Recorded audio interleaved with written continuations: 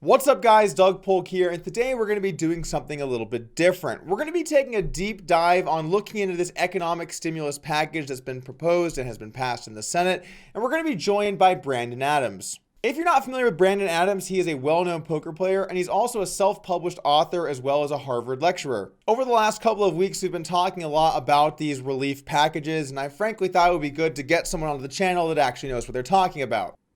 So on that note, let's go ahead and jump into this conversation that I had with Brandon Adams. Bringing this back to talking about the bailout just in general, are there some comparisons that we can draw from that to what's happening today? And I have a list of items that we're going to go through, but do you think we're going to see some of these same ideas at play, or do you think that the way that it went down before might change the way that we bail out companies this time around? Because there's already been a lot of discussion about um, different sectors we should bail out. I think the most notable one is probably the airline industry. Do you think that maybe some precedent was set there that might influence the decisions that we make today? Well, the main precedent that was set there, as far as market participants are concerned, is that it became clear that the government would do what they needed to do to stabilize the markets and the economy. They would do more than was previously thought. So, Okay. um, the type of stuff that we did with TARP, with direct equity injections in banks and our biggest corporations, that was previously viewed as out of bounds in what we thought was a free market economy. So there were actions taken at that time that were more heavy-handed than people thought possible at the time. The way that has shaped expectations for, say, this crisis is that we're aware that they'll do what they need to do. So we expect very aggressive government action, and it seems clear that we will get it. It also, in terms of like the poker game of the markets, it creates a complicated expectation structure, because expecting strong bailouts, people, when the markets get low, they don't think about it in free market terms. They think about it in terms of, okay, well, when are they going to do their heavy-handed Right. thing? But you have to, if you're investing, you have to be thinking Right. about the chance of those things, right? It's all just like an EV calculation. Let's talk about the proposed deal that was reached between the Senate and the White House last night. It's not official yet. I assume it still has to get through the House, but this is what the itemized list looks like. We see, I'm just going to run right down through this. All right, cash payments up to $1,200 for individuals, $2,400 for married couples, and $500 per child. Reduced if an individual makes more than $75,000 or a couple makes more than $150,000. Okay, next off, a $350 billion fund for small businesses to mitigate layoffs and support payroll. Next off, a $500 billion is available to the Treasury Department to make loans, loan guarantees, and investments to or in industries damaged by the pandemic. This also requires that recipients of loans do not buy back stock during the time the loan is outstanding. That was an issue last time around. I assume that's part of the reason why they're changing this.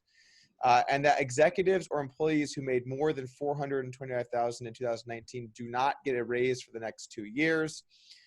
Requires group health plans and insurance providers to cover without cost sharing any coronavirus preventive services. There's going to be an employee retention tax credit, $240 billion in healthcare relief, $75 billion in aid for hospitals. And it goes down from there. We're also seeing $20 billion in healthcare for vets, $20 billion in emergency public transportation relief, $10 billion in airport relief, and a few other things. $50 billion in relief to airlines in the form of loans or grants, which is interesting. $17 billion in relief for unspecified business critical to maintaining national security, which seems vague at best. And a couple other smaller items here, including strengthened unemployment insurance, which could potentially add $600 per week, as well as $4.5 billion in for the Center of Disease Control and Prevention. Okay, so we've got billions and billions of dollars here. A lot certainly in play. So this obviously is going to have some very basic questions that I think are important. Like, for example, what happens to inflation in our country the more money that we're seeing printed? Because obviously, this is some basic economic stuff. The more supply there is, there's going to be less demand. I've seen various takes on the actual effect this will have on inflation. Do you have thoughts on that topic? What will happen to inflation from plans like this?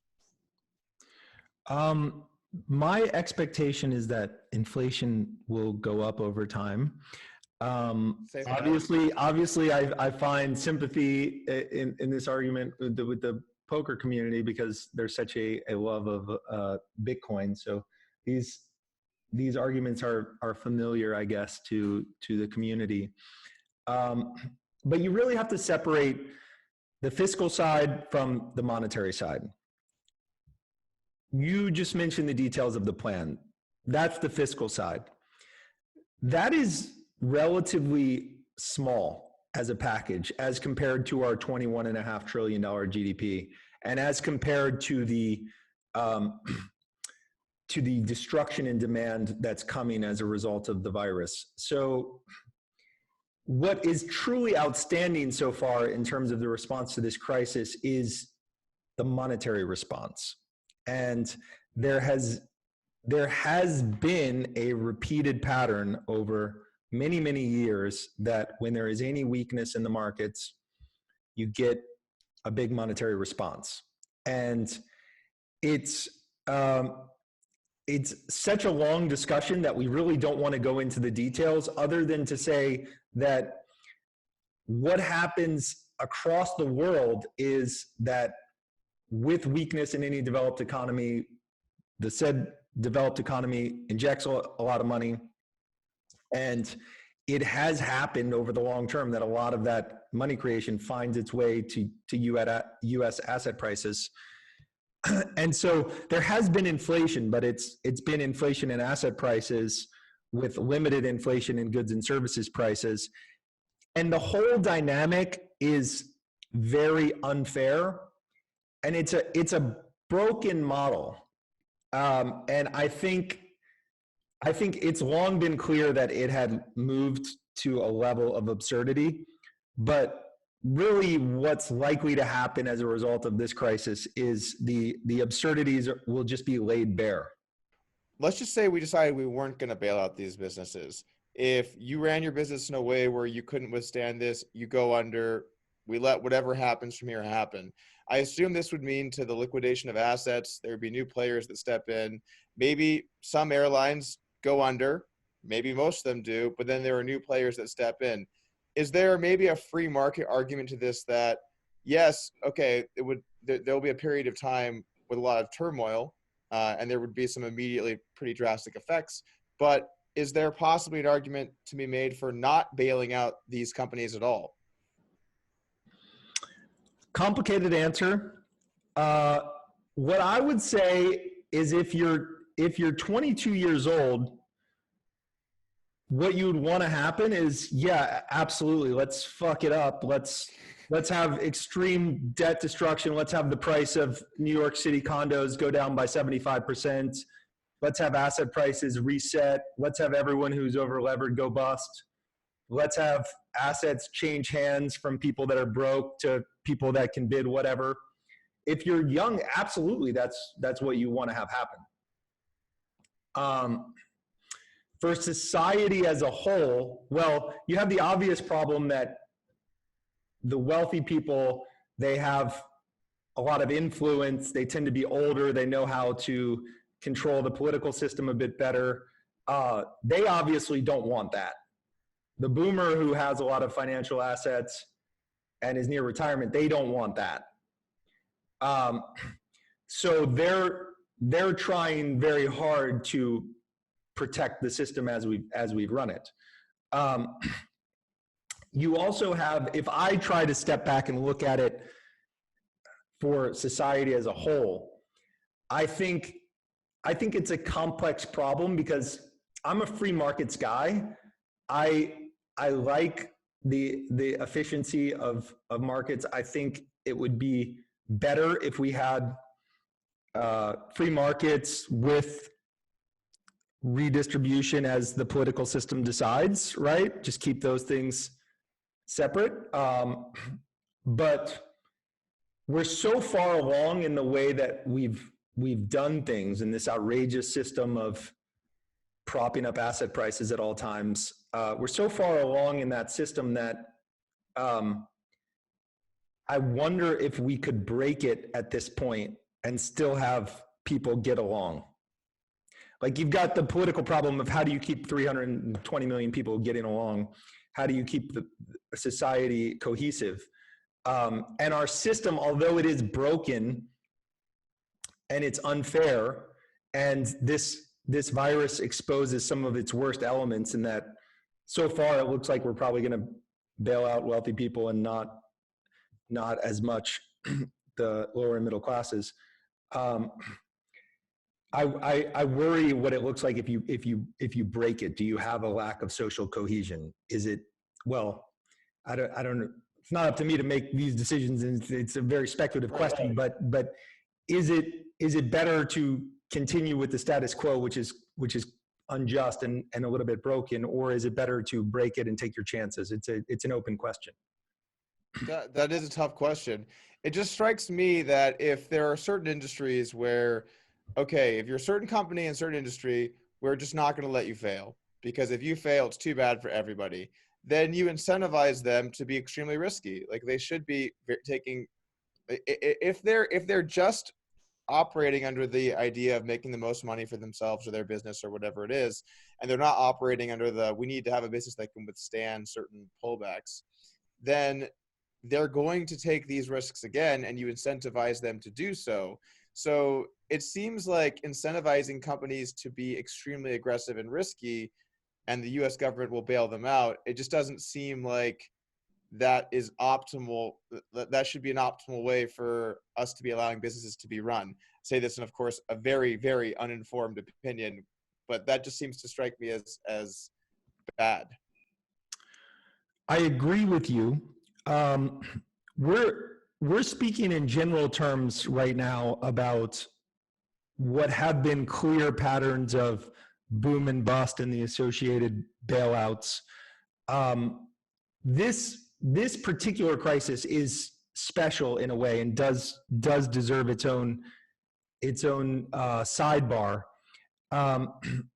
However, what's been interesting about this crisis is that it does expose these fragilities and contradictions of the way that we've been running our overall system for a long time. So you have the immediate crisis, but what's really causing anxieties is that this is a crisis that's exposing weaknesses that have been there for quite some time.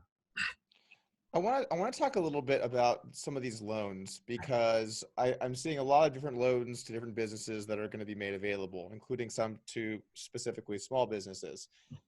I guess my question on that is, do you have any familiarity with how these loans tend to work? Like, there's nothing about rates or amounts for business or anything like that. How do these loans to businesses actually work? Like, who qualifies for these loans? How much are individual businesses able to be loaned, on a business by business, case by case basis? What, I just see, like, okay, we're doing $350 billion in loans. Okay. But, like, what does that actually mean? Well, it's a great question. I think a lot of the loans will go through the Small Business Administration. I think your question is a very deep question. There's a fascinating book called Fragile by Design that talks about the history of banking sectors in many different countries, and in particular how the banking sector is unavoidably an arm of government in basically every developed economy. And in a case like this, when we construct the policy, it's constructed as loans in the traditional sense. The business is loaned money with the expectation that they pay it back. In this case, they probably won't have interest. But often when the government is involved, you have a loan that is a wink, wink, nod, nod loan. Like, here is your loan. And ultimately there's an expectation that it's a gift. So it gets complicated when the government is involved in the lending business at a time like this. Does that make sense? Like it's often the case that they're giving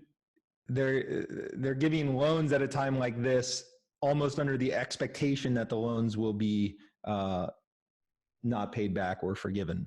Well, doesn't that mean that if some people aren't going to pay them back, then other people are now incentivized to also not pay them back, right? Like, let's say that the government is giving everyone these loans, and then some people realize they don't have to pay them back. Then doesn't that mean that no one pays? Or how does that work? Are there deadlines at all, or is it just completely open-ended? Like, here's your loan, guys. Good luck. We'll eventually be here. Like, there's no terms, there's no deadlines, there's no rate. There's just like, what's happened in the past? In the corporate sector, a loan has terms and collateral, and the only reason that people go to pains to pay back the loans is because if they don't pay it back, their collateral gets seized, their business stops, right? Like if MGM doesn't pay, they don't own their real estate anymore. If they don't pay MGM Properties or whatever the entity that holds the real estate is, if they don't pay that entity, then that entity is going to take control of the real estate, and MGM is out of business. Right.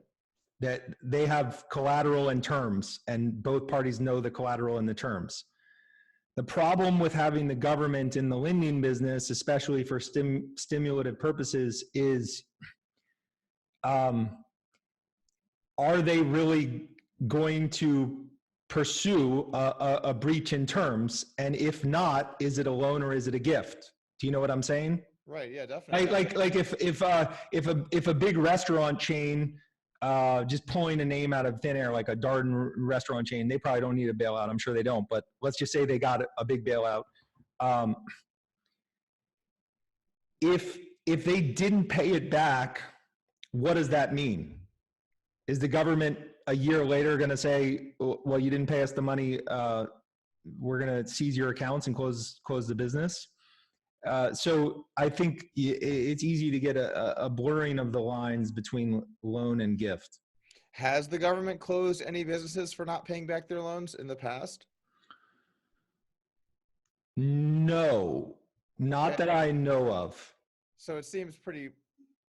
Although in a sense, like they close down banks all the time and they're guaranteeing those loans. So in a sense, when they close down a bank, that's what they're doing.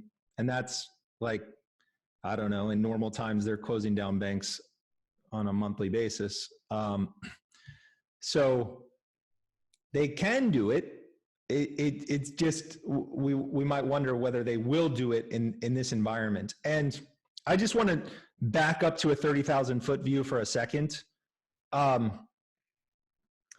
You're focused on this fiscal package, which just came out.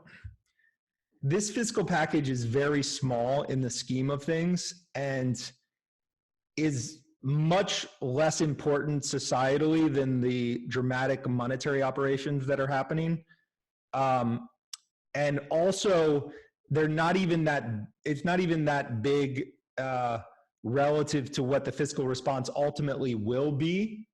Like it's likely that there will be a round 2 fiscal response that will be bigger.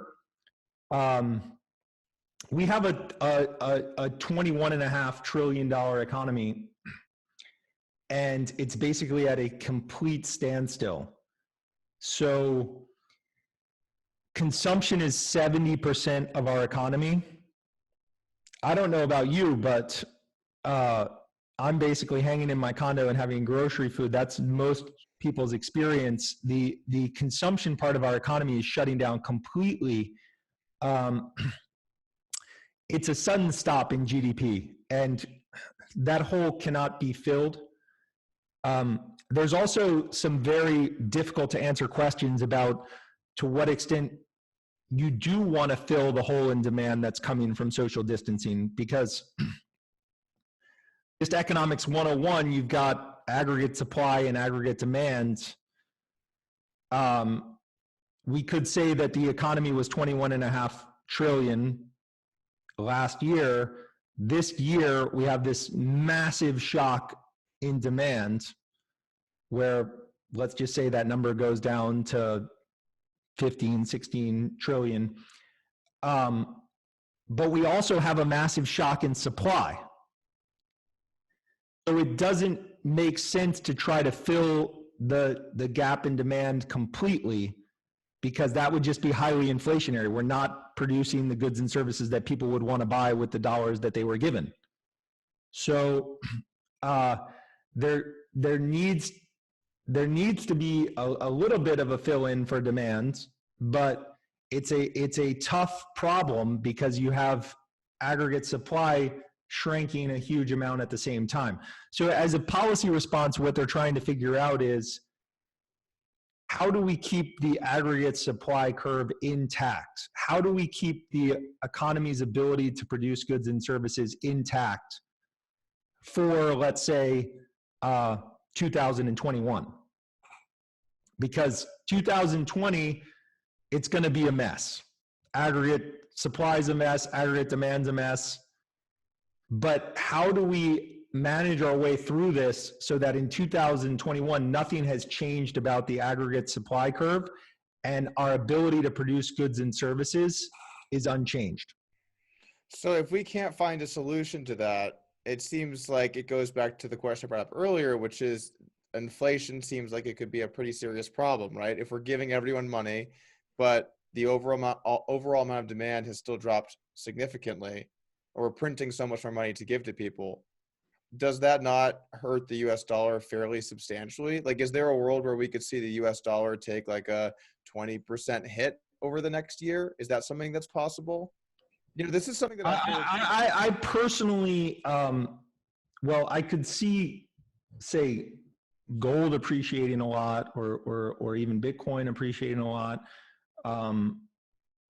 But I don't see that happening so in a way that's like the dollar depreciating versus those things. But in terms of the dollar depreciating against other currencies, I don't particularly see that as likely.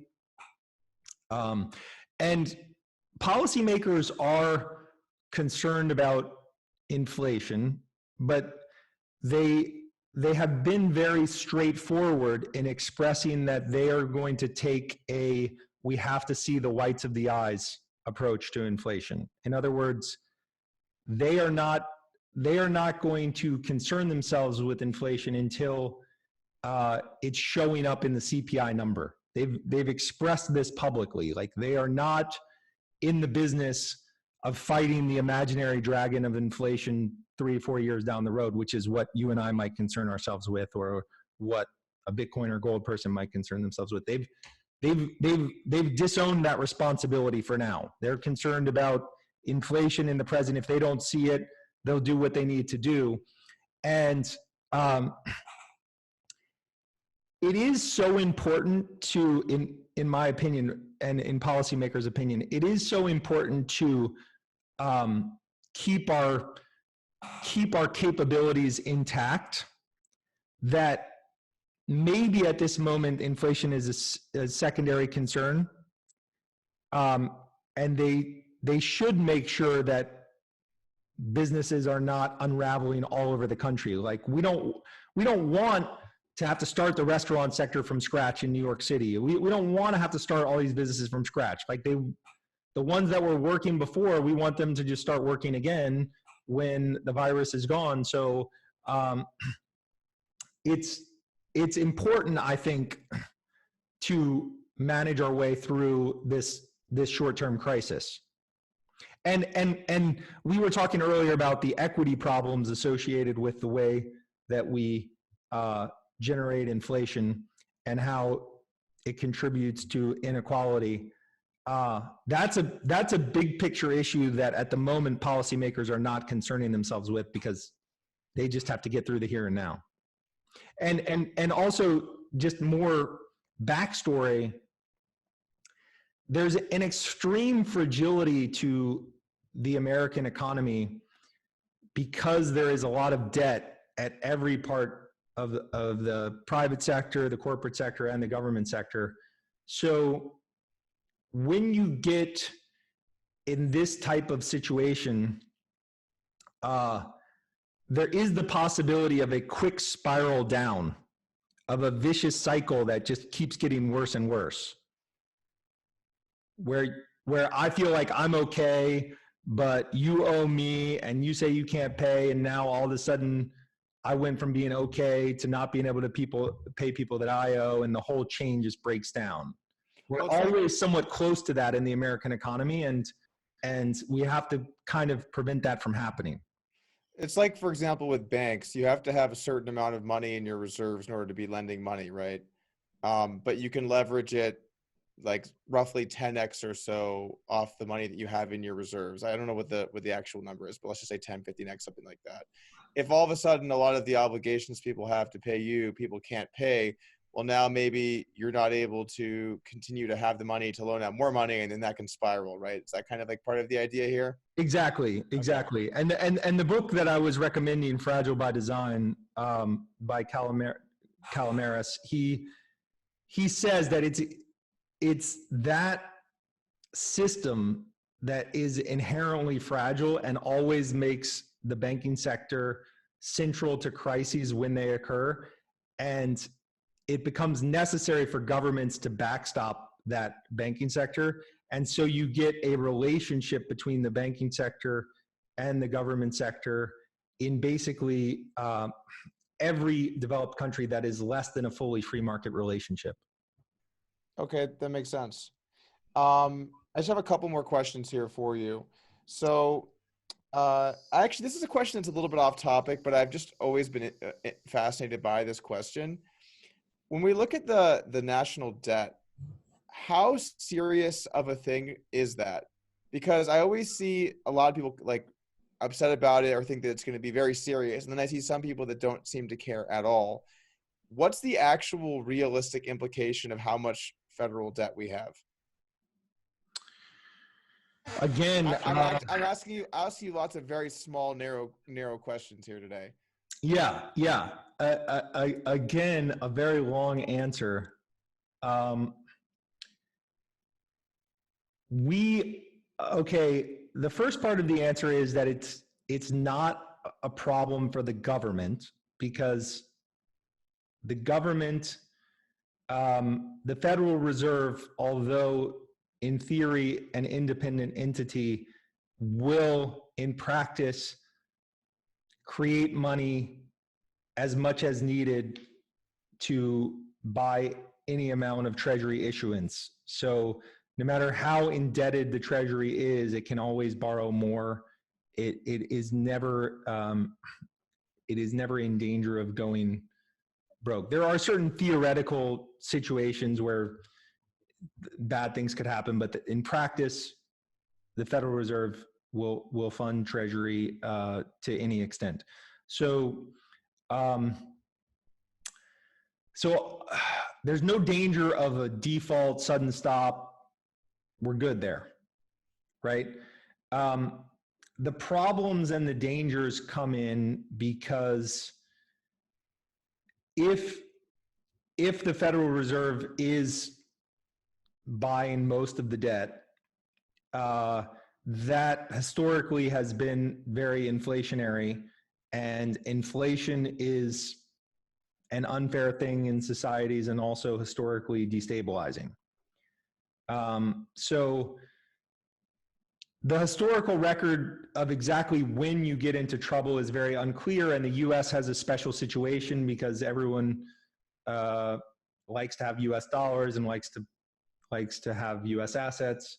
But if we look at the long history, like hundreds of years of history, if ever you've funded, say, less than half of your government expenditures with tax collection, that has tended to be hyperinflationary over the long term.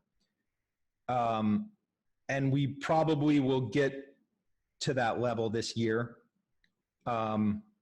So we're definitely in danger of tipping over into a highly inflationary regime, but there's not a sign of it yet. There's also the issue that the banking sector, we didn't really see this as a danger 8 or 9 years ago, but it has gotten to the point where the banking sector is choking on treasuries to some extent. There has been such a large amount of cumulative treasury issuance that our banking sector is choking on it to some extent. So going forward for the next 3 years, where it looks like our deficits are going to be especially large, one wonders how that might play out, because since the banking sector is at capacity, it's likely that the Federal Reserve is going to have to buy most of the treasury issuance. They don't buy it directly; they buy it in the secondary market, but it acts the same way. And so that level of debt monetization, one might expect, would be inflationary. Okay, gotcha. All right, let's conclude here with seeing what the people have to say. We got some questions here from Twitter about all types of things, and we're just going to pick out some ones that I think are most interesting or good questions. I've got one that I thought was pretty good here, if I could find it. Actually, yeah, this is a good one. So what do you think the effect of this will be on small businesses? Well, that's the key sector in terms of keeping our productive capacity intact. One would hope that there is government support to the extent necessary for small businesses to survive this crisis, and then be given a chance to make it when normalcy resumes. So that's my hope. It is going to be very expensive to realize that hope, but I think that's the best thing to do from a policy standpoint. In other words, you have this sudden stop in demand. It's not fair to make businesses survive and compete in that environment. Wait till the environment resumes, and wait till normalcy resumes, then in a sense start up the competition again, see who survives, see who fails. That doesn't sound very free market though, right? Like isn't part of a free market these things do happen and then businesses have to fight to survive and the strong ones do? Or no? Is this not Yeah, I might have believed that at certain points in my life. Okay. Just putting all of the pieces together, if we do that at this time, it would be disaster. So that leads me to another question that we got here from Twitter. What are some best and worst case scenarios here? And I guess we don't have to go into like the 1/10,000th, but like, let's just say bottom 1%, top 1%. What are some of the best and worst things that can happen from here? I assume the good ones aren't going to be that great. The worst case scenario, I always think about what I view as the Mad Max outcome, which always liked the movies, and that's sort of in the popular imagination what we think of if society breaks down and rules break down. So I'm always thinking like, what is the Mad Max probability? And it went up a lot. It's probably like solidly 5 to 10% right now. No, Mad Max? 10%? 5 to 10%? Wow. Well, okay, I call it the Mad Max scenario, but okay, what I think of as the Mad Max scenario is you set in motion events that lead to a lack of societal cohesion, where you used to have a political system that, flawed as it was, kept 310 million people getting along to some extent. and now all of a sudden the 310 million people just can't or won't get along. Society just doesn't function at a social level. So we don't know what America looks like if that breakdown occurs, but it's like guns and not good things, right? It's people saying like, all right, this system is broken, I'm done with it, and just fending for themselves. So yeah, it's not going to happen tomorrow, but there's a 5% chance that things have been set in motion that the world looks like that in a couple years. As two people who have played more than a few hands of poker, that is not a very unlikely scenario. So basically, we're like, the world's all in, and if it hits a gutter ball, we have full Mad Max scenario on our hands here. I think that's the right way to look at it. Okay, well, I hope we hold. So you should have like a shit hit the fan life strategy of what you do if there's no societal cohesion. So the thing, I guess the thing that I think about in these disastrous scenarios is I do think when, if we look historically, there's been a lot of upheaval and countries have changed. But one thing that tends to happen is countries tend to break into smaller countries quite frequently. Maybe there's a world where something like that happens. Is that possible? Will the U.S. still be the U.S. in some of these bottom outlier scenarios? Will the U.S. dollar be the world's reserve currency? Seems not likely in these scenarios. Like what happens? Yeah, well, in the Mad Max scenarios, the financial system is breaking down.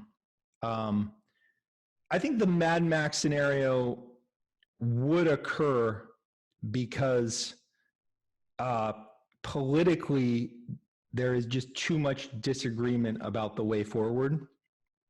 And I think it's a 5% outcome because, as I said, this crisis, it exposes some real weaknesses with the way that we've conducted economic policy over a long time. The way we've conducted economic policy, on the one hand, it's led to us being a fairly rich and stable nation. We're a very rich and somewhat stable nation. But on the other hand, it's a very unfair way to do things because we have these boom and bust cycles that seem to have increased in amplitude. And every time there's a bust, we solve the problem by bailing out the wealthy, and the less wealthy are either left to their own devices or, well, in a relative way, they're made worse off. So that's an unfair way to do things, and it seems to be trending towards more unfair rather than less unfair. And one worries that at some point it just breaks politically, where people are not getting along. So yeah, that's where the 5% Mad Max probability comes from. I want to thank Brandon for joining us today. And if you want to follow him and hear more of what he has to say, you can do so over on Twitter at BAdams78, or you can check out Brandon's podcast, the Brandon Adams Podcast. I'll put links to both in the description below. I also want to end this by saying, I know we're doing a lot of different stuff on the channel right now. We've got some more serious stuff like today, and we've got some joke videos, we've got some news videos, but I'm just going to keep doing stuff that I'm interested in. We're eventually going to see what this channel turns into. So once again, I want to thank you guys for being here. I hope you enjoyed it. Maybe you learned a thing or two. I'll see you guys again tomorrow.